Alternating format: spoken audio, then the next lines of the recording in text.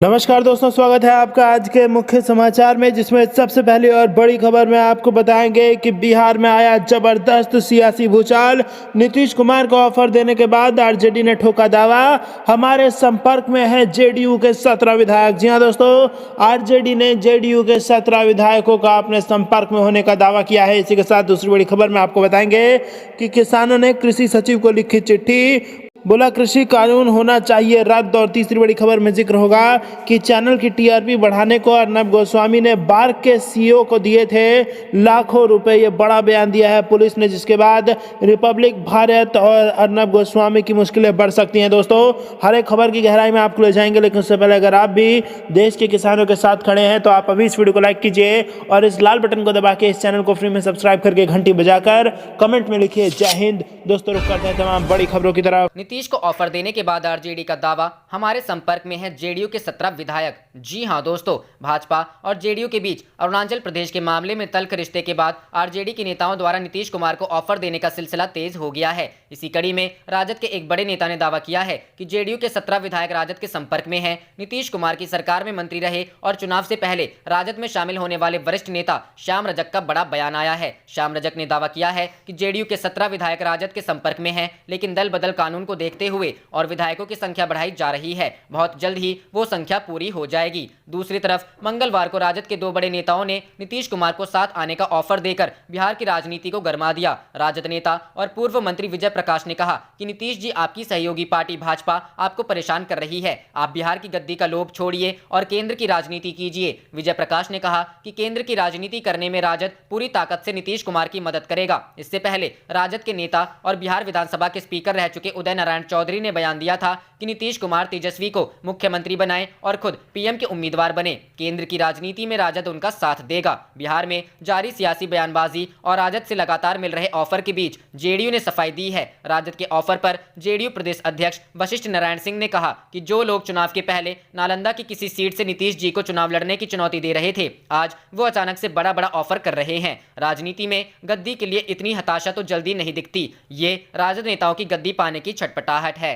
रुक करते हैं अगली खबर की तरफ। किसानों ने कृषि सचिव को लिखी चिट्ठी, आज होने वाली बैठक का एजेंडा किया साफ। जी हां दोस्तों, किसान संगठनों और भारत सरकार के बीच बुधवार को दिल्ली के विज्ञान भवन में होने वाली बातचीत से ठीक पहले किसान नेताओं ने कृषि सचिव को चिट्ठी लिखकर साफ कर दिया है कि उनके लिए बैठक का मुख्य एजेंडा 3 नए कृषि सुधार कानूनों को निरस्त करना और एमएसपी पर खरीद की कानूनी गारंटी की मांग होगी। उधर सरकार पहले ही साफ कर चुकी है कि तीनों नए कानून वापस नहीं होंगे और एमएसपी पर सरकार सिर्फ लिखित आश्वासन देने के लिए तैयार है। हमारे प्रधानमंत्री पर कोई भी ताकत अपने दबाव और प्रभाव का इस्तेमाल नहीं कर पाएगी। मंगलवार को कृषि मंत्री ने ये बयान दिया। जाहिर है, किसान संगठनों के साथ बुधवार की बैठक से पहले केंद्र सरकार ने अपना रुख कड़ा कर लिया है। वहीं दूसरी तरफ पिछले 5 हफ्ते से धरना प्रदर्शन कर रहे किसान संगठनों ने कृषि सचिव के बातचीत के प्रस्ताव को स्वीकार करते हुए मंगलवार को एक पत्र लिखकर कहा कि वो 4 मांगे रखने बैठक में शामिल होंगे। किसान नेता मनजीत सिंह राय ने एनडीटीवी से कहा, हमने सरकार को लिखित में बता दिया है कि तीनों कृषि कानून वापस होने चाहिए। वहीं एक अन्य किसान नेता सुरजीत फूल ने एनडीटीवी से कहा,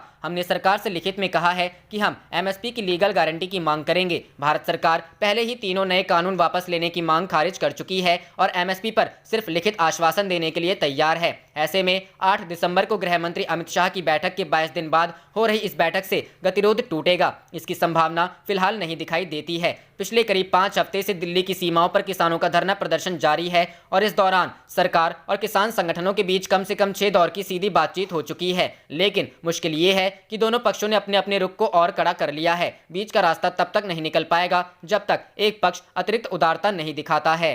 रुक करते हैं अगली खबर की तरफ। चैनल की टीआरपी बढ़ाने को अर्नब गोस्वामी ने बार्क के सीईओ को दिए लाखों रुपए। पुलिस। जी हां दोस्तों, टेलीविजन रेटिंग पॉइंट्स यानी टीआरपी घोटाले की जांच कर रही मुंबई क्राइम ब्रांच ने दावा किया है कि रिपब्लिक टेलीविजन के मालिक अर्नब गोस्वामी ने चैनल की टीआरपी बढ़ाने के लिए बार्क के सीईओ को लाखों रुपए दिए थे। पुलिस के मुताबिक ब्रॉडकास्ट ऑडियंस रिसर्च काउंसिल यानी बार्क के पूर्व सीईओ पार्थो दासगुप्ता साल 2017 से 2018 के बीच अर्नब के सीधे संपर्क में थे और इस दौरान उन्हें विदेशी भारतीय दोनों ही करेंसी में लाखों रुपए भेजे गए, वह भी मुंबई के अलग अलग जगहों से। मुंबई पुलिस ने सोमवार को एक स्थानीय अदालत से कहा कि ब्रॉडकास्ट बार्क के पूर्व सीईओ पार्थ दासगुप्ता ने बार्क के पूर्व वरिष्ठ अधिकारी और रिपब्लिक टीवी के प्रधान संपादक अर्नब गोस्वामी के साथ मिली भगत कर रिपब्लिक टीवी और इसके हिंदी चैनल के लिए टेलीविजन रेटिंग पॉइंट में धोखाधड़ी की। मुंबई पुलिस की अपराध शाखा ने यहां मजिस्ट्रेट की अदालत में पेश किए गए रिमांड नोट में दासगुप्ता की और हिरासत की मांग की और दावा किया कि कथित टीआरपी घोटाले के वह मुख्य साजिशकर्ता थे।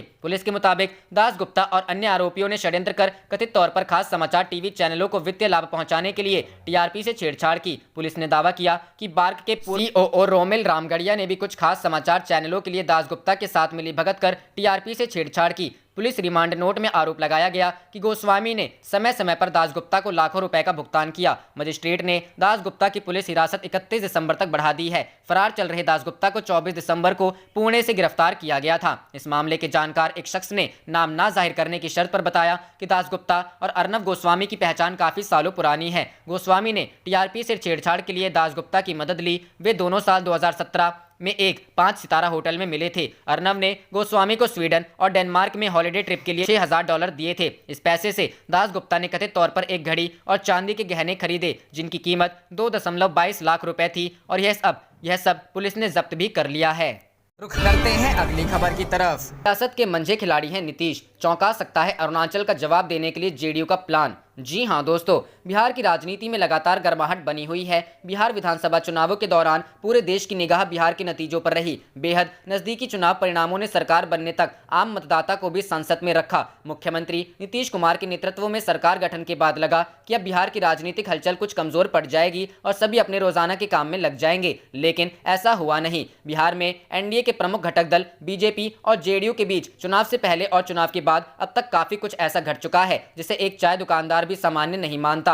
भले ही भाजपा के नेता दोनों दलों के रिश्ते मजबूत होने का दावा लगातार करते रहे, ऐसा दावा मुख्यमंत्री नीतीश कुमार का दल जेडीयू भी करता रहा था, लेकिन अरुणाचल के घटनाक्रम ने इस परिस्थिति में परिवर्तन ला दिया है। पहली बार जेडीयू ने भाजपा के कदम का खुलकर विरोध किया है। एक के बाद एक कई मंचों से जेडीयू ने एक ही बात दोहराकर यह जता दिया है कि वह इस पूरे वाकये को लेकर चैन से नहीं है। बिहार के मुख्यमंत्री नीतीश कुमार पिछले करीब 15 साल से प्रदेश की राजनीति के केंद्र में बने हुए हैं। उन्होंने तमाम झंझावातों में अपनी स्थिति को कमजोर होने नहीं दिया है। कभी वे कमजोर होते दिखे भी उन्होंने ऐसा दांव चला कि सारे समीकरण ध्वस्त हो गए और वे एक बार फिर से उतनी ही ताकत के साथ वापस लौटे। पिछले 3 विधानसभा चुनावों में वे जिस गठबंधन के साथ रहे, जीत उसी की हुई। इन 3 चुनावों में 2 बार वे भाजपा के साथ तो 1 बार राजद के साथ लड़कर मैदान मार चुके हैं। चुनाव के बाद 2 बार उन्होंने 5 साल के कार्यकाल के बीच अपना साथी बदल लिया है। दोनों ही बार उन्होंने अपने फैसले से हर किसी को हैरान किया है।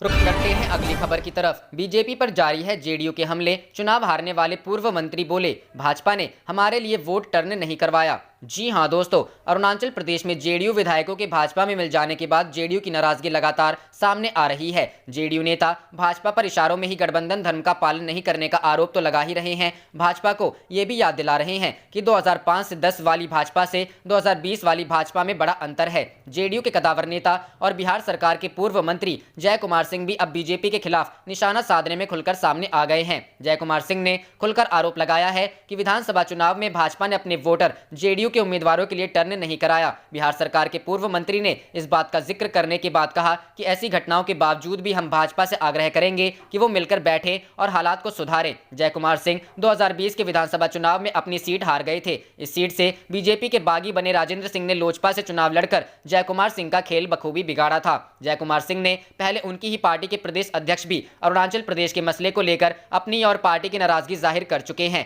पार्टी के प्रदेश अध्यक्ष वशिष्ठ नारायण सिंह ने जो कुछ कहा उससे स्पष्ट है कि बिहार में भी अरुणाचल प्रदेश के मामले का असर पूरी तरह से पड़ेगा और सब कुछ फिलहाल ठीक नहीं दिख रहा है। अरुणाचल प्रदेश मामले पर जेडीयू को कितना अंदर तक जख्म लगा है वो बयानों के जरिए सामने आने लगा है। पार्टी के प्रदेश अध्यक्ष वशिष्ठ नारायण सिंह ने न्यूज 18 से बातचीत में कहा कि ये जख्म बहुत गहरा है, ऐसा भविष्य में ना हो, इसे बीजेपी को देखना होगा। उन्होंने कहा कि हम तो समर्थन दे रहे थे, लेकिन बावजूद इसके जो घटना घटी वो ठीक नहीं है।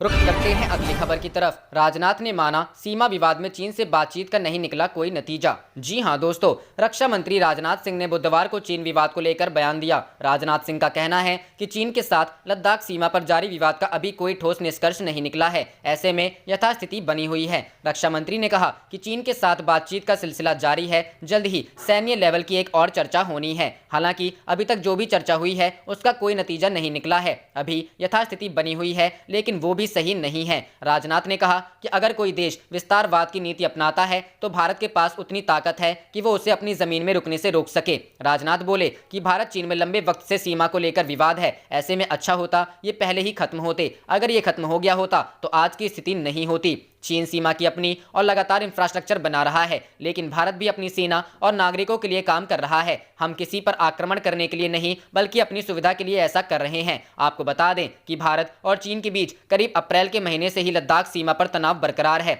दोनों ही देशों की सेना बड़ी संख्या में सीमा पर मुस्तैद है। अब तक दोनों देशों की सेना कई राउंड की बात कर चुकी है, लेकिन कोई नतीजा नहीं निकला है। पाकिस्तान से सटी सीमा को लेकर रक्षा मंत्री ने कहा कि भारतीय सेना में क्षमता है कि वो सीमा पार जाकर दुश्मन को खत्म कर सके। राजनाथ ने कहा कि भारत पूरी तरह से मुस्तैद है और हमारी सीमाओं से छेड़खानी का करारा जवाब दिया जाएगा।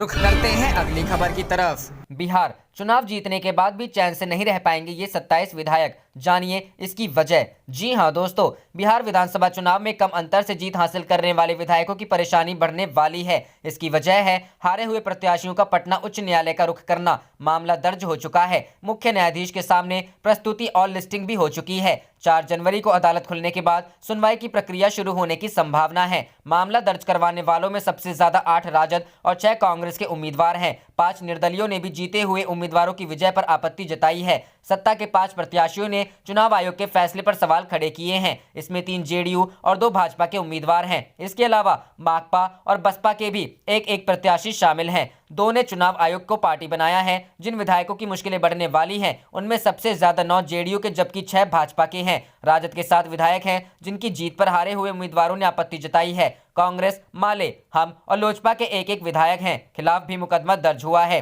वहीं भाजपा के विधान पार्षद नवल किशोर यादव की जीत को निर्दलीय प्रत्याशी अवधेश कुमार सिन्हा ने चुनौती दी है। रुख करते हैं अगली खबर की तरफ। राजद ने दिया जेडीयू को महागठबंधन में शामिल होने का न्योता, कहा विपक्ष का नेतृत्व करे नीतीश। जी हां दोस्तों, बिहार में नई सरकार का गठन हो चुका है, लेकिन अभी तक कैबिनेट का विस्तार नहीं हुआ है। ऐसे में माना जा रहा है कि बिहार में सत्ता चला रहे एनडीए गठबंधन में चीजें ठीक नहीं चल रही है। अरुणाचल प्रदेश में जेडीयू के 6 विधायकों के भाजपा में शामिल होने के बाद से ही राजनीतिक गलियारों में बिहार सरकार को लेकर सुगबुगाहट तेज हो गई है। इसी बीच राष्ट्रीय जनता दल के वरिष्ठ नेता और पूर्व विधानसभा स्पीकर उदय नारायण चौधरी ने कहा है कि अगर मुख्यमंत्री नीतीश कुमार तेजस्वी यादव को सीएम बना दे तो पार्टी उनको 2024 में प्रधानमंत्री के लिए समर्थन देगी। साथ ही कहा कि नीतीश को विपक्ष का नेतृत्व करना चाहिए। बिहार में भाजपा ने ज्यादा सीटें हासिल करने के बाद नीतीश कुमार को मुख्यमंत्री की गद्दी पर जरूर बैठा दिया है, लेकिन नीतीश को अरुणाचल में हुए घटनाक्रम के बाद इस बात की आहट होना शुरू हो गया है कि कहीं भाजपा उन्हें पीछे का दरवाजा ना दिखा दे। यही वजह है कि राजद को अब सरकार बनाने की संभावना नजर आने लगी है। इस कारण ही पूर्व विधानसभा स्पीकर उदय नारायण चौधरी मुख्यमंत्री नीतीश कुमार को बड़ा ऑफर दिया और कहा कि अगर नीतीश कुमार तेजस्वी यादव को बिहार का मुख्यमंत्री बना दे तो उनको 2024 में होने वाले लोकसभा चुनाव में प्रधानमंत्री के लिए विपक्षी पार्टियां समर्थन कर सकती हैं। चौधरी ने कहा भाजपा छोटे दलों को पसंद नहीं करती और उन्हें नष्ट करना चाहती है। भाजपा चाहती है कि जेडीयू एनडीए छोड़ दे। हम नीतीश कुमार से एनडीए छोड़ने, महागठबंधन में शामिल होने और तेजस्वी यादव को सीएम बनाने की अपील करते हैं। उन्हें राष्ट्रीय राजनीति में प्रवेश करना चाहिए और विपक्ष का नेतृत्व करना चाहिए। कुल मिलाकर राजद ने अभी तक बिहार में सरकार बनाने की उम्मीद नहीं छोड़ी है। राजद एक बार फिर नीतीश कुमार संग सरकार बनाने को तैयार नजर आ रही है। इसके लिए पार्टी नीतीश कुमार को दिल्ली तक भेजने के लिए तैयार है। हालांकि राजद के इस ऑफर के पीछे की वजह एनडीए में जेडीयू और भाजपा के बीच रिश्तों का तनावपूर्ण होना है। रुख करते हैं अगली खबर की तरफ। पटना में प्रदर्शनरत किसानों पर लाठीचार्ज, फिर किसानों ने दौड़ाया पुलिसकर्मियों को। जी हां दोस्तों, केंद्र के कृषि कानूनों के खिलाफ देश भर के कई हिस्सों में किसानों का प्रदर्शन चल रहा है। दिल्ली में किसान आंदोलन का असर बिहार में भी दिखने लगा है। राज्य के अलग अलग जिलों से आए किसानों ने नए कृषि कानूनों को रद्द करने की मांग करते हुए मंगलवार को राजभवन की ओर मार्च किया। अखिल भारतीय किसान संघर्ष समन्वय समिति और अन्य लेफ्ट संगठनों के सदस्यों ने राजभवन मार्च आयोजित किया। यह मार्च पटना के मशहूर गांधी मैदान से शुरू हुआ और डाक बंगला चौक पर पुलिस ने बैरिकेडिंग और लाठियों का प्रयोग कर इसका रास्ता रोक दिया, जिसके बाद झड़प शुरू हो गई। न्यूज एजेंसी पीटीआई के अनुसार इस झड़प में कई लोग घायल हो गए और लाठी चार्ज के बाद कुछ प्रदर्शनकारियों ने पुलिस वालों को दौड़ाया भी। पुलिस सूत्रों ने बताया कि इससे पहले रैली शुरू होने के स्थान गांधी मैदान पर प्रदर्शनकारी, पुलिस तथा प्रशासनिक अधिकारियों के बीच झड़पें हुई थी, क्योंकि प्रदर्शनकारियों ने मैदान में केवल एक द्वार के रास्ते ही प्रवेश देने पर आपत्ति जताई थी। पुलिस सूत्रों ने कहा कि यह प्रतिबंध भगदड़ जैसे हालातों से बचने रोकने के लिए लगाया गया था, लेकिन प्रदर्शनकारियों ने आरोप लगाया यह उनकी आवाज दबाने का प्रयास है। बिहार राज्य किसान सभा के महासचिव अशोक प्रसाद सिंह ने कहा, हम पिछले 34 दिनों से दिल्ली में बैठे अपने साथी किसानों के साथ एकजुटता दिखाने के लिए यहाँ जुटे हैं। रुख करते हैं अगली खबर की तरफ। बिहार से जल्द होगा जेडीयू का सफाया, तेज प्रताप। जी हां दोस्तों, अरुणाचल प्रदेश में जेडीयू के 6 विधायकों के भाजपा में शामिल होने के बीच आरजेडी ने जेडीयू में हुई इस टूट को लेकर नीतीश कुमार पर निशाना साधा है। आरजेडी नेता और लालू प्रसाद यादव के बड़े बेटे तेज प्रताप यादव ने भी इस मुद्दे पर प्रतिक्रिया दी है। उन्होंने कहा कि बिहार में शुरू से ही इनका सफाया हो रहा है, यही कारण है कि इस बार विधानसभा में इनकी पार्टी आधी सीटों पर सिमट कर रह गई। पिता लालू प्रसाद यादव से मिलने रांची जा रहे पूर्व स्वास्थ्य मंत्री तेज प्रताप यादव नालंदा पहुंचे। इस दौरान उन्होंने अरुणाचल प्रदेश में हुए राजनीतिक उठापटक को लेकर कहा कि बिहार में भी बहुत जल्द जेडीयू का सफाया होने वाला है। कहा जा सकता है कि इनकी पतन की शुरुआत अरुणाचल प्रदेश से हो चुकी है। तेज प्रताप यादव ने आगे कहा कि जनता दल यूनाइटेड पूरी तरह से खंडित होकर टूट चुका है। नीतीश कुमार ने जो फैसला लिया है बहुत गलत फैसला लिया है। उन्होंने खुद अपनी पीठ में छुरा मारने का काम किया है। रुख करते हैं अगली खबर की तरफ। बिहार की सियासत में बवाल की आशंका, जेडीयू प्रदेश अध्यक्ष ने दिया ये बड़ा बयान। जी हां दोस्तों, अरुणाचल प्रदेश में जेडीयू के 6 विधायकों के बीजेपी में शामिल होने के बाद से भाजपा और जेडीयू के बीच तनातनी बढ़ती नजर आ रही है। इस बीच जेडीयू के प्रदेश अध्यक्ष वशिष्ठ नारायण सिंह ने कहा कि जो हो रहा है वह सही नहीं है। उन्होंने अपने पुराने सहयोगी यानी बीजेपी को सब कुछ ठीक नहीं किए जाने की नसीहत दी है। नारायण सिंह ने जो कुछ कहा उससे स्पष्ट है कि बिहार में भी अरुणाचल प्रदेश के मामले का असर पूरी तरह से पड़ेगा और सब कुछ फिलहाल ठीक नहीं दिख रहा है। अरुणाचल प्रदेश मामले पर जेडीयू को कितना अंदर तक जख्म लगा है वो बयानों के जरिए सामने आने लगा है। बिहार के पूर्व डिप्टी सीएम सुशील कुमार मोदी के नीतीश कुमार के समर्थन में बोलने पर वशिष्ठ ने कहा कि सुशील कुमार मोदी जो देखते हैं वही बोलते हैं, लेकिन जो कुछ हो रहा है वो ठीक नहीं है। उधर बिहार में गठबंधन सरकार का नेतृत्व कर रही जनता दल यूनाइटेड के नए अध्यक्ष आरसीपी सिंह ने इशारों में गठबंधन के साथ ही बीजेपी पर निशाना साधा है। उन्होंने ट्वीट कर कहा कि वो अपने नेता नीतीश कुमार के खिलाफ कोई बात बर्दाश्त नहीं करेंगे। एक लंबे समय से नीतीश कुमार पार्टी के अध्यक्ष थे और आरसीपी सिंह को पार्टी में दूसरे नंबर का नेता कहा जाता था, लेकिन पार्टी कार्यकारिणी की बैठक में नीतीश कुमार ने सबको चौंकाते हुए अध्यक्ष पद छोड़ दिया और आरसीपी सिंह को अध्यक्ष बना दिया गया। इस बीच अरुणाचल प्रदेश में जेडीयू के 6 विधायकों के बीजेपी में शामिल होने के बाद से दोनों पार्टियों में खटास पैदा हो गई है। हालांकि नीतीश इस मामले में सीधे कोई बात करने से बचते हुए नजर आए और बीजेपी के नेता सुशील कुमार मोदी ने भी कहा है कि अरुणाचल प्रदेश में जो कुछ भी हुआ उसका असर बिहार की गठबंधन सरकार पर नहीं पड़ेगा। उधर सोमवार को आरजेडी के वरिष्ठ नेता और बिहार विधानसभा के पूर्व अध्यक्ष उदय नारायण चौधरी ने कहा कि अगर नीतीश कुमार एनडीए से बाहर निकलते हैं और तेजस्वी यादव को मुख्यमंत्री बनाते हैं तो विपक्ष उन्हें 2024 चुनावों के लिए पीएम उम्मीदवार की तरह प्रोजेक्ट करने की कोशिश करेगा। अंग्रेजी अखबार इंडियन एक्सप्रेस की खबर के अनुसार चौधरी ने कहा कि वो बिहार के घटनाक्रम पर कड़ी नजर रख रहे हुए हैं। उन्होंने कहा कि यह साफ है कि बीजेपी बिहार गठबंधन में नीतीश कुमार पर अपना अधिकार जताना चाहती है। रुख करते हैं अगली खबर की तरफ। स्थानीय चुनावों से पहले भाजपा को लगा बड़ा झटका, सांसद मनसुख वसावा ने पार्टी से दिया इस्तीफा। जी हां दोस्तों, स्थानीय चुनावों से पहले भरूच के सांसद मनसुख वसावा ने भाजपा से इस्तीफा दे दिया है। उन्होंने प्रदेश अध्यक्ष सीआर पाटिल को भेजे त्यागपत्र में लिखा है कि मैं अगले लोकसभा सत्र के दौरान लोकसभा स्पीकर से मिलकर सांसद के पद से भी इस्तीफा दे दूंगा। प्रदेश अध्यक्ष सीआर पाटिल ने भाजपा से सांसद मनसुख वसावा के इस्तीफे के बाद कहा कि मनसुख वसावा हमारे वरिष्ठ सांसद हैं और उन्होंने अपनी भावनाएं व्यक्त की हैं। मनसुख वसावा एक भावनात्मक व्यक्ति हैं। हमें गर्व है कि मनसुख भाई जैसे व्यक्ति हमारे सांसद हैं। मैंने उनके इस्तीफे के मुद्दे पर आज मुख्यमंत्री से मुलाकात की है ताकि उनकी नाराजगी दूर की जाए। वह कुछ मुद्दों पर परेशान थे लेकिन अब नहीं है। सांसद वसावा कुछ समय से गुजरात सरकार के प्रदर्शन और लव जिहाद के मुद्दे पर अपनी नाराजगी व्यक्त कर रहे हैं। इस बारे में उनका एक पत्र सोशल मीडिया पर वायरल भी हुआ है। उन्होंने अपने इस्तीफा पत्र में कहा कि भाजपा में रहने के दौरान पार्टी से मिले सहयोग के लिए मैं पार्टी के केंद्रीय नेताओं को धन्यवाद देता हूं।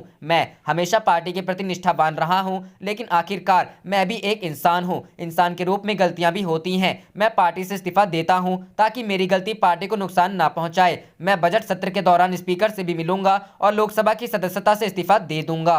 रुख करते हैं अगली खबर की तरफ। आरजेडी का ऑफर, तेजस्वी को सीएम बनाए नीतीश कुमार, हम उनको पीएम कैंडिडेट बनाएंगे। जी हां दोस्तों, बिहार में नई सरकार बनने के बाद अभी तक कैबिनेट का विस्तार भी नहीं हुआ है कि इस बीच सत्ताधारी एनडीए में सब कुछ ठीक नहीं कि सुगबुगाहट तेजी पकड़ कर रही है। ज्यादा सीटें जीतने वाले बीजेपी ने भले ही वादे के मुताबिक नीतीश कुमार को मुख्यमंत्री बना दिया हो, लेकिन उनकी मौजूदगी पूरी तरह हजम भी होती नजर नहीं आ रही है। इस बीच अरुणाचल में जेडीयू विधायकों का बीजेपी में जाना बिहार की सियासत को और सुलगा गया है। एनडीए की इस खलबली पर विपक्ष पैनी नजर बनाए हुए हैं और जीत की दहलीज तक पहुंचने वाली राजद को संभावनाएं नजर आने लगी हैं। राजद के वरिष्ठ नेता और पूर्व विधानसभा स्पीकर उदय नारायण चौधरी ने मुख्यमंत्री नीतीश कुमार को बड़ा ऑफर दे दिया है। उदय नारायण चौधरी ने कहा है कि अगर नीतीश कुमार तेजस्वी को मुख्यमंत्री बना दें तो उनको 2024 में प्रधानमंत्री के लिए विपक्षी पार्टियां समर्थन कर सकती हैं। यानी आरजेडी ने सरकार में आने की उम्मीद अब भी नहीं छोड़ी है और वो एक बार फिर से नीतीश कुमार के साथ जाने के लिए तैयार नजर आ रही है और इसके लिए नीतीश कुमार को दिल्ली भेजने का ऑफर तक दे दिया है। हालांकि इसकी वजह बीजेपी और जेडीयू के बीच बढ़ रही खींचतान ही है। आप देख रहे थे आपका अपना चैनल जय हिंद जय भारत।